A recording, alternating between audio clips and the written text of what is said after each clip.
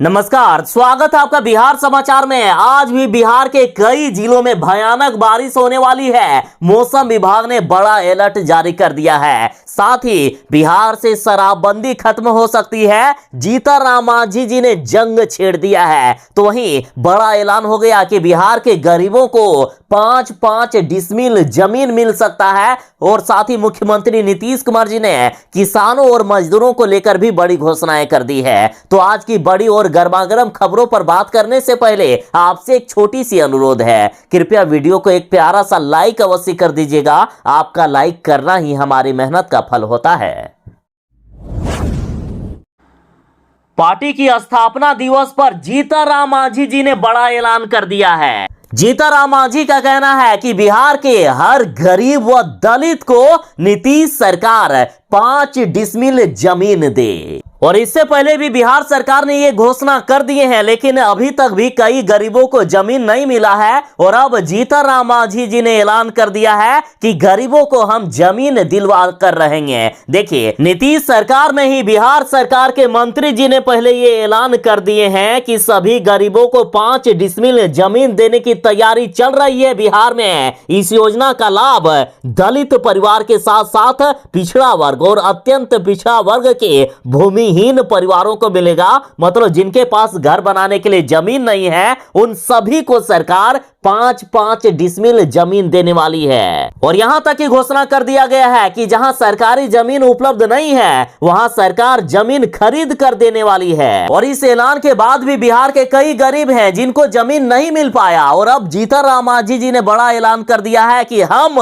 हर कीमत पर चाहे कुछ भी करना पड़े, बिहार के गरीबों को 5-5 डिसमिल जमीन दिला कर रहेंगे। मौसम विभाग ने आज भी अलर्ट जारी कर दिया है कि बिहार के अधिकांश जिलों में आज भी भारी बारिश होने वाली है। मौसम विभाग का कहना है कि बिहार के 19 जिलों में आज भारी बारिश होगी और बाकी बिहार के जिलों में मध्यम दर्जे की बारिश हो सकती है। लगातार बिहार के जिलों में बारिश हो रही है। पटना में तो रोजाना झमाझम बारिश का दौर चलता है। तो वहीं बिहार के पूर्णिया में जो किसानों के खेत सूख गए थे, तो वहां भी अब किसानों के खेतों में पानी लग रहा है। और जिन किसानों के धान के बिचड़े बारिश ना होने की वजह से मर गए थे, उनको फिर से धान के बिचड़े बोना पड़ रहा है। मौसम विभाग का साफ साफ कहना है कि बिहार में अगले 1 सप्ताह तक झमाझम बारिश का दौर जारी रहेगा।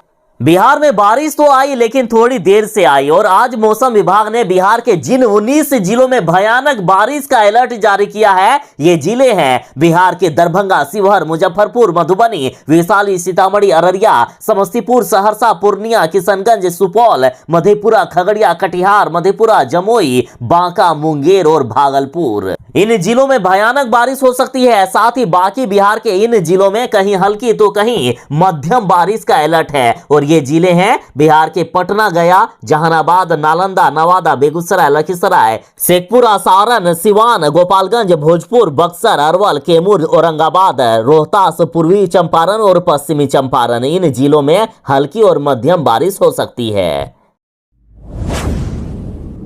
जीतन राम मांझी ने मुख्यमंत्री नीतीश कुमार जी को गुरु मंत्र दिया है कि आखिर कैसे मुख्यमंत्री जी आगे भी मुख्यमंत्री की गद्दी पर बने रह सकते हैं। सबसे पहले तो जीतन राम मांझी बार बार ये कह रहे हैं कि बिहार में पूर्ण शराबबंदी को हटा देना चाहिए और सीमित शराबबंदी पर बात होना चाहिए। यानी जो सिर्फ शराब तस्करी करते हैं या बड़े बड़े लोग और नेता लोग जो शराब के बड़ी मात्रा के साथ पकड़े जाते हैं, उन लोगों पर कार्रवाई होना चाहिए और गरीबों पर कार्रवाई नहीं होना चाहिए। साथ ही जीतन राम मांझी ने यह भी मुख्यमंत्री जी से कहा है कि बस आप ये कर दीजिए कि ठेकेदारी में दलितों की हिस्सेदारी बढ़ाइए। इसके साथ ही 1 करोड़ रुपए के ठेकेदारी में SC ST समुदाय से आने वाले लोगों को आरक्षण भी दिया जाए। और ऐसा यदि मुख्यमंत्री जी करेंगे तो वे साल 2025 के बाद दोबारा सत्ता पा सकते हैं। साथ ही जीतन राम मांझी ने कहा है कि मुख्यमंत्री जी आप महिलाओं, अल्पसंख्यक और दलितों को आरक्षण का भरपूर लाभ दीजिए। जीतन राम मांझी ने कहा है कि मुख्यमंत्री नीतीश कुमार जी यदि आपने ऐसा कर दिया तो साल 2025 में भी आप मुख्यमंत्री बनेंगे। जीतन मांझी बार बार कह रहे हैं कि बिहार में पूर्ण शराबबंदी ठीक नहीं है, शराबबंदी को खत्म कर दिया जाए बिहार से।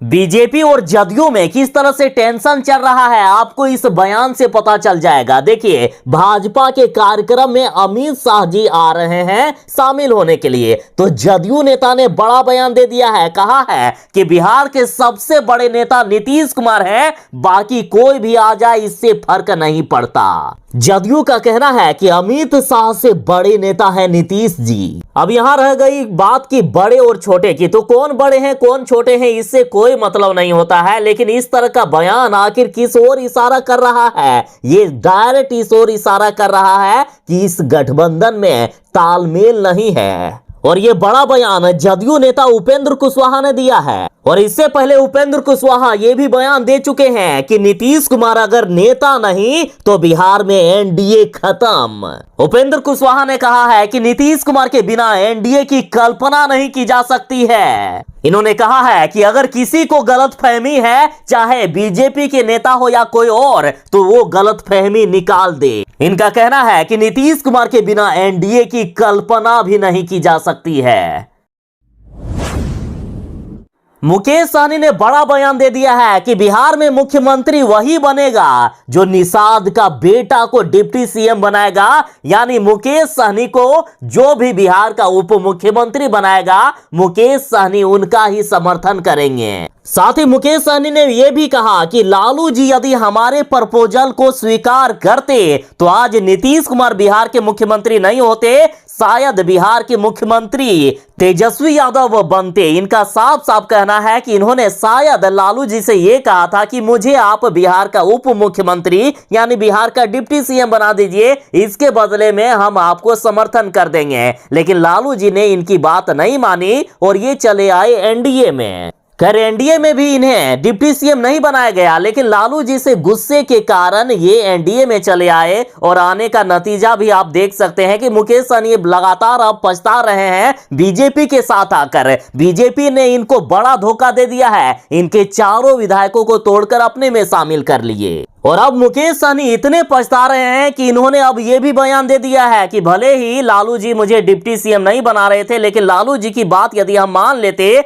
तो आज नीतीश कुमार तो बिहार के मुख्यमंत्री कभी नहीं होते। मुकेश सहनी का कहना है कि जहां जहां वे चुनाव लड़ते हैं वहां एनडीए की हार होती है, बीजेपी की हार होती है। और शायद इस बार मुकेश सहनी तेजस्वी यादव के साथ आ सकते हैं। इस पर भी इन्होंने कह दिया है कि समय का इंतजार कीजिए, मैं तेजस्वी यादव के साथ आ सकता हूं। और आरजेडी से भी लगातार मुख्यमंत्री नीतीश कुमार जी को बुलावा भेजा जा रहा है। और एनडीए में जिस तरह से खींचतानी चल रही है, ऐसा लग रहा है कि जल्द ही तेजस्वी यादव बिहार के मुख्यमंत्री बन सकते हैं।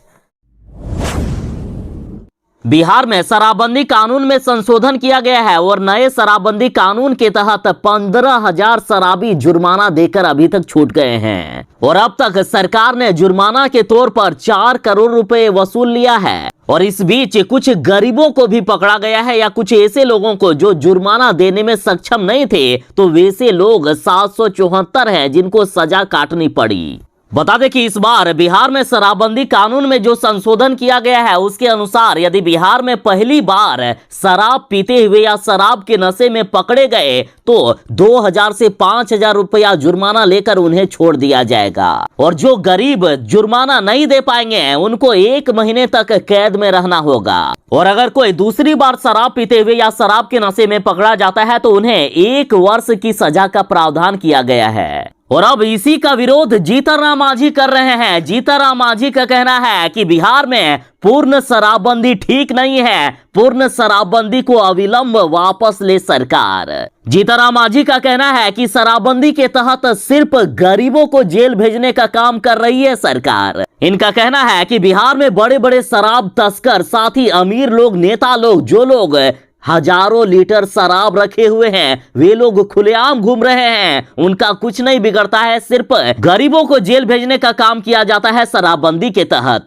साथ ही जीताराम मांझी का कहना है कि लोग इसलिए शराब पीते हैं क्योंकि उनके पास रोजगार नहीं है, बेरोजगार हैं, कमा नहीं पाते हैं, और यदि 5-10 रुपया पैकेट में रहता है तो उससे खाने या नाश्ते के लिए कुछ नहीं खरीदा जा सकता है, तो वे भूख से व्याकुल होकर एक पौच पी लेते हैं और सड़क पर चले जाते हैं। उसके बाद उन पर कार्रवाई की जाती है। इनका कहना है कि अमीर लोग तो पैसे के बल पर बच जाते हैं, लेकिन गरीब जो निर्दोष हैं, जो सिर्फ 2 बूंद शराब के लिए पकड़ा जाता हो, जिसके पास खाने के लिए पैसे नहीं है, यदि वे एक पौच लेकर पेट की आग बुझाने के लिए पी लेता हो तो बताइए वे कैसे आखिर जुर्माना भरेंगे, कहां से 2000 या 5000 रुपया पाएंगे। और उन्हीं लोगों को सरकार सता रही है, उन्हीं लोगों को जेल भेजने का काम हो रहा है। अतः बिहार में पूर्ण शराबबंदी को नीतीश सरकार वापस ले और सीमित शराबबंदी पर बात करे, यानी बिहार में जो ज्यादा मात्रा में शराब के साथ पकड़ा जाता हो या शराब तस्करी करता हो उन लोगों को सरकार पकड़े, ना कि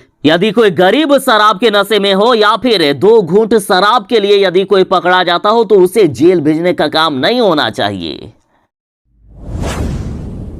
जो सरकारी नौकरी की तलाश कर रहे हैं उनके लिए सुनहरा मौका है। बीएसएफ में सब इंस्पेक्टर पद पर बम्पर वैकेंसी निकली है। सीमा सुरक्षा बल यानी बीएसएफ में 40 पदों पर भर्ती निकाली गई है। 40 पदों के लिए इस वैकेंसी में अलग अलग पोस्ट निर्धारित किए गए हैं और इसके लिए आप आवेदन 25 जुलाई से लेकर 25 अगस्त तक कर सकते हैं। पूरे 1 महीने का समय दिया गया है, 25 जुलाई से 25 अगस्त तक। तो आखिर कौन अप्लाई कर सकता है? तो देखिए, यदि आप डिग्री किए हैं या डिप्लोमा किए हैं, इंजीनियरिंग में डिग्री या डिप्लोमा वाले अप्लाई कर सकते हैं। और बड़ी बात यह है कि ये अप्लाई ऑनलाइन ना होकर ऑफलाइन हो रहा है। आप बीएसएफ की ऑफिशियल वेबसाइट पर जाकर ऑफलाइन फॉर्म डाउनलोड कर सकते हैं, या फिर आपको वीडियो के डिस्क्रिप्शन में भी फॉर्म डाउनलोड करने का लिंक दे दिया जाएगा।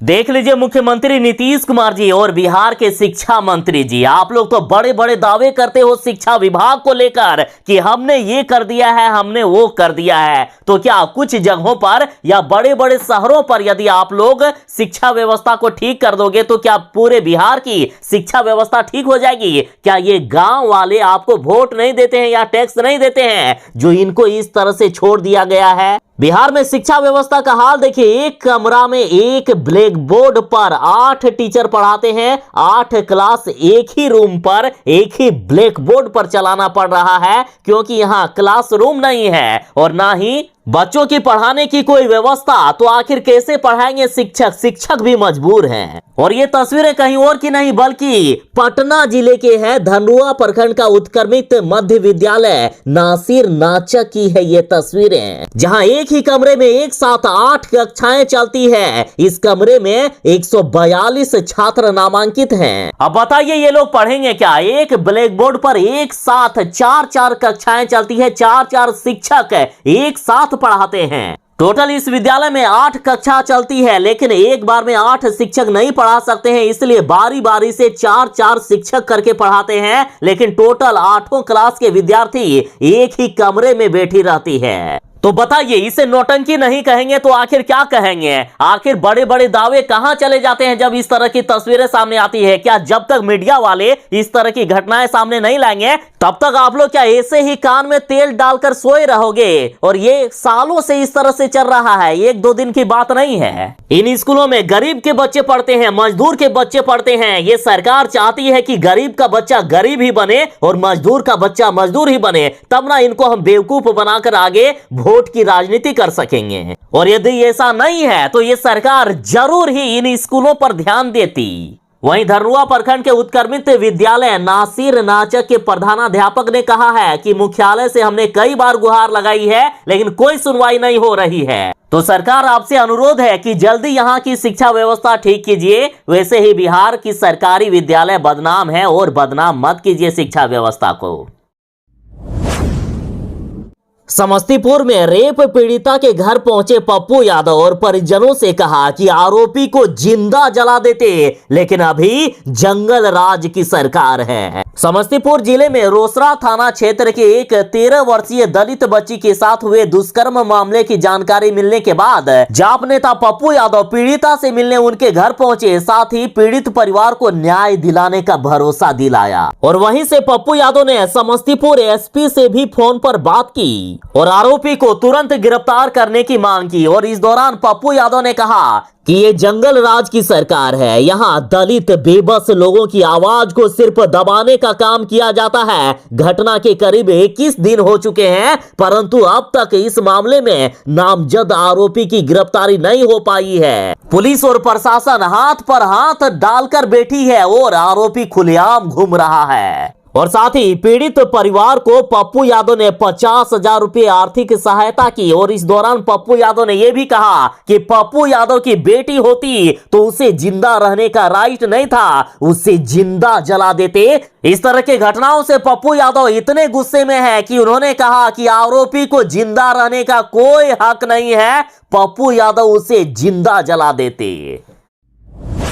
राष्ट्रपति के शपथ ग्रहण में मुख्यमंत्री नीतीश कुमार जी शामिल नहीं हुए, तो इस पर आरजेडी ने कहा है कि बिहार एनडीए में कुछ भी ठीक नहीं है, ये गठबंधन कभी भी टूट सकता है। ना ही मुख्यमंत्री नीतीश कुमार जी बीजेपी के किसी कदम से खुश हैं और ना ही बीजेपी वाले नीतीश कुमार के। मुख्यमंत्री नीतीश कुमार जी के इस कदम पर आरजेडी ने कहा है कि बेमेल शादी कपारे पर सिंदूर। राजद नेता जगदानंद सिंह ने यहां तक कह दिया है कि ये लोग सिर्फ कुर्सी के लिए साथ हैं, नहीं तो कोई किसी से खुश नहीं है। इन्होंने कहा कि मैं बार बार कहता हूं कि ये बेमेल शादी है, बेमेल शादी कपारे पर सिंदूर।